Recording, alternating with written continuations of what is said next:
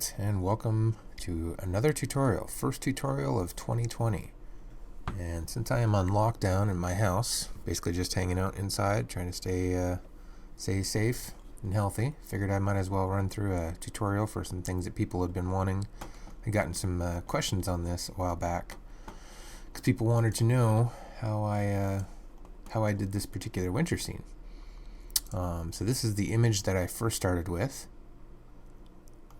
And this was just shot during the middle of the day. It wasn't very sunny outside. It was just kind of overcast and a little gray, very windy. And that's what I turned it into. And so many people wanted to know how I did the snow and how I did some of the effects, some of the falling snow as well. So I figured I would make a tutorial to show.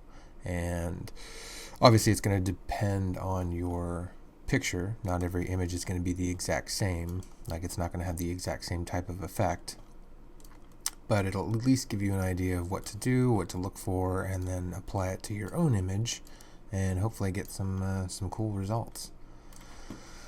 Alright, so I'm going to start with the image as it is. You can see down here around the bottom of the dress is already feathered from where I edited the model out. And this is the finished part that I put in. Just helps cut around the ground a little bit. There was a blanket that I had her stand on so the dress would not get dirty, because it was kind of muddy. It had rained the night before, and we were hoping it was going to be snowing. We had snow in the forecast, but it wasn't actually snowing that day. It snowed about 2 days later. But I put a moving pad on the ground so her dress would not get dirty. And that is why I had to edit out and clone in a lot of grass and some more leaves and rocks and stuff like that around the bottom of the dress. That's a shadow that I added along the bottom as well. You can see that just helps darken the underneath part a little bit. And then I decided I didn't really like the lean that I had on that with the 10 to 40 millimeter lens. It's a wide angle lens.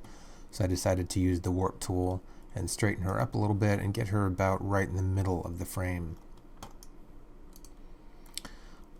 That layer right there, you can tell, is just a little bit of dodge and burn. Just a little bit on the dress, a little bit on the hair, just to kind of make her pop a little bit more out of the frame. And then the last is just a duplicate. So what you're going to want to do, get rid of this layer first. Alright, so the process is fairly simple. It's only a few steps. First thing you're going to want to do is get a brand new layer, blank layer. And you can call it whatever you want, but I'm just going to call this one Snow. Click OK, and it's going to be up there. Now you're going to want to go down to the picture itself, go up to Select, and you're going to go to Color Range. Now in here you want to leave it on sampled colors. And the fuzziness, I've found that it's between 120, 140. I get the best results, but you'll see why in a second. So when you have the color dropper, you can see in this image there's a lot of blacks and a lot of whites, and you can either click around in this picture, or if you want to, you can jump outside and actually go to the larger image, and it will affect. And you're going to get all kinds of results depending on what you're looking to turn into snow. The thing you want to keep in mind is that when you see the effect happen in the little preview frame, that is going to be happening everywhere in your picture as well.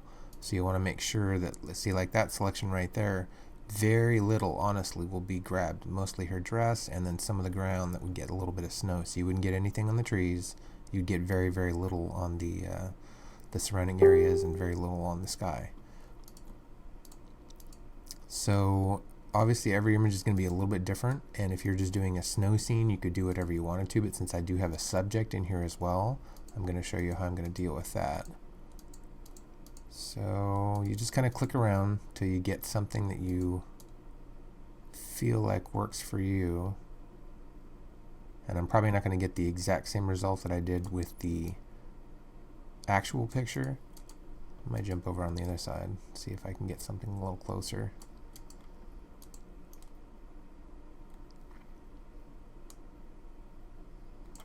Okay, that's mostly what I want. I want a lot of the ground, a little bit on the trees. You can tell that the white is the part that's going to be selected, the grayish, and then the black is not going to have any selection at all. And I'm going to go up here and you can adjust the fuzziness so that it grabs a lot less or a lot more, depending on if you want more snow. But I think I'm going to go a little bit less. So for this, I'm going to go for right around 106. And then the screen goes crazy. You're going to see all the little lines mark up because it's on this image. But for here, you want to go up and click on that blank image that we made earlier, the snow image. You want to make sure that's selected, and then you're going to go up to Edit, Fill, and you want to make sure that your contents is going to be white. Mode is normal, opacity is 100%, and then you're going to click OK. What that's going to do is it's going to fill in all the selected area from the image with a white layer. Now you want to deselect that. Alright, so there you go. So what I'm going to do with this, just a little bit of a blur helps, usually around 1 to 2 pixels. Just gives a little bit more of a realistic look. So now the problem here, for sure, that we have right now is that she is also selected. So what we're going to do is quickly make a mask. And we are going to mask just on her.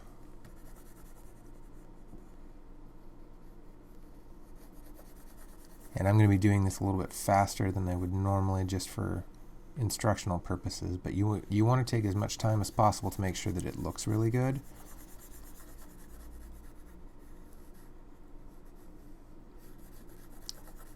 It's not a difficult process at all. It's just something that's, takes a little time, requires a little effort and a little patience. But the results are really cool. And the snow is so easy to make and so quick, you might as well spend your time making sure that the rest of it looks really, really good. Alright, so just for the sake of this, I'm going to get a large brush, and at about 45%, I'm going to come back over the trees.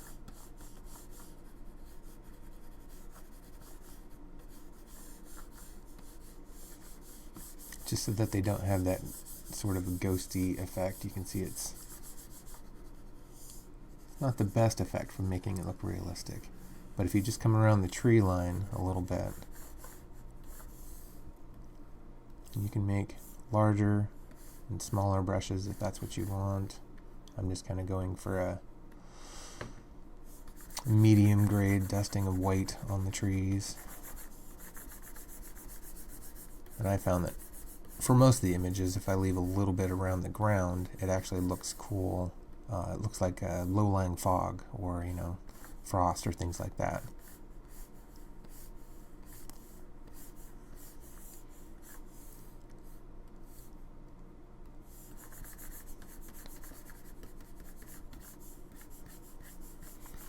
Obviously, to your heart's content, whatever it is that you prefer to see, you could go back in and you could edit in and edit out just using the masking for different trees, making sure that there's some snow on the trunk.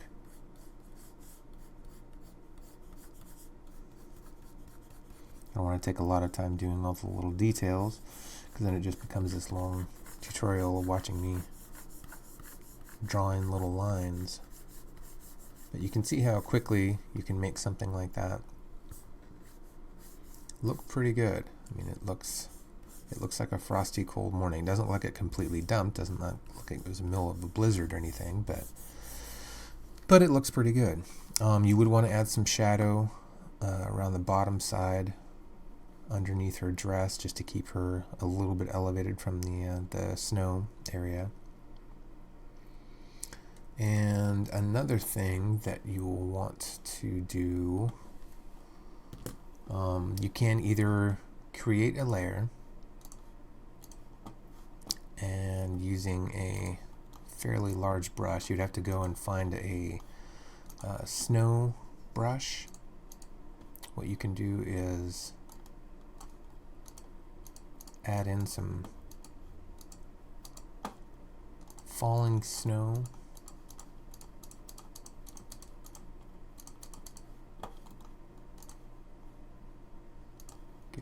variety of size of snow and direction. Just make it look a little bit more wintry. Another thing I have done is a couple of years ago, probably 4 years ago now, I made a snow action. And what that does is it takes everything you have in an image such as this that's already finished, or mostly finished, and it creates 3 different layers of snow. And it's pretty cool. So it'll run through this fairly quickly. And it'll create these a variety of sizes and depth and blurriness of snowdrops, or not snowdrops, but falling snow. So then what I would do with this, since it makes it a slightly different size, is I'd go and I'd select the 3 layers of falling snow, drag them up into my image, and there they are: snow big, snow middle, and snow small. And then grab and transform them to be the same size as my project. And there you go. There's some falling snow. Now the thing that I usually try and do with the falling snow is, if possible, I will go and grab one of the layers. Just depending on where the snow is falling, sometimes it'll be right in the middle of somebody's eye or nose or something like that. I actually like how it looks right here. This is fine. I wouldn't change that at all. There we go. So the finished image that I have,